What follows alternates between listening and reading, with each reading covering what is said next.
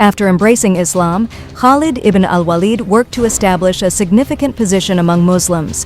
He participated in various battles alongside the Muslim army, initially serving as an ordinary soldier.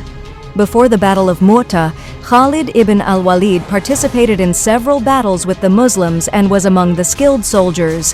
However, the Battle of Mu'tah is considered one of the most important battles in which he took part.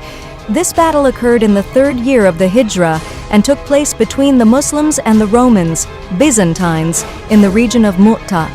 In this battle, Khalid ibn al-Walid, may Allah be pleased with him, led the Muslim army after the martyrdom of the 3 leaders, Zayd ibn Haritha, Ja'far ibn Abi Talib, and Abdullah ibn Rawaha.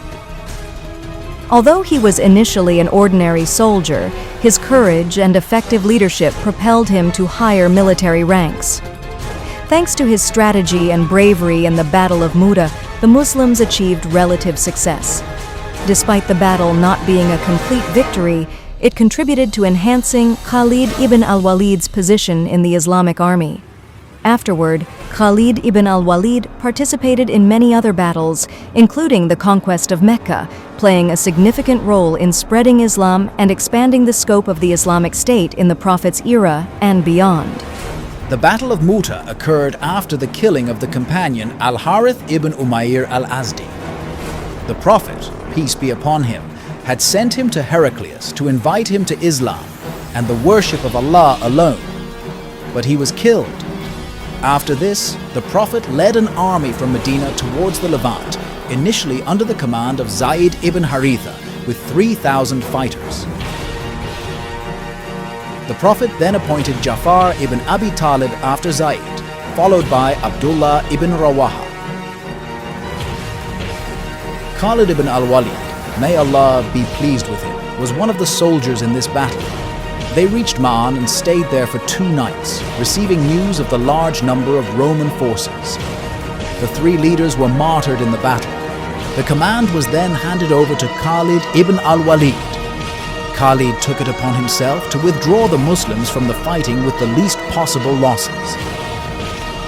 He rearranged the army with a plan that gave the illusion of reinforcements arriving for the Muslims. He made the right appear left and the left appear right, and switched the front with the rear.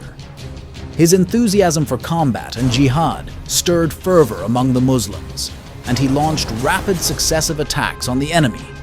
Khalid managed to lead the main force of Muslims out, leaving the rear without the enemy's ability to chase them, as they believed that supplies had reached them. The Muslims suffered fewer losses compared to the Romans. The Prophet in Medina narrated the news of the battle to the Muslims until he said, "Then Khalid ibn al-Walid took the banner, a sword from the swords of Allah, and Allah opened for him." With this, Khalid ibn al-Walid earned the title Saif Allah, the sword of Allah.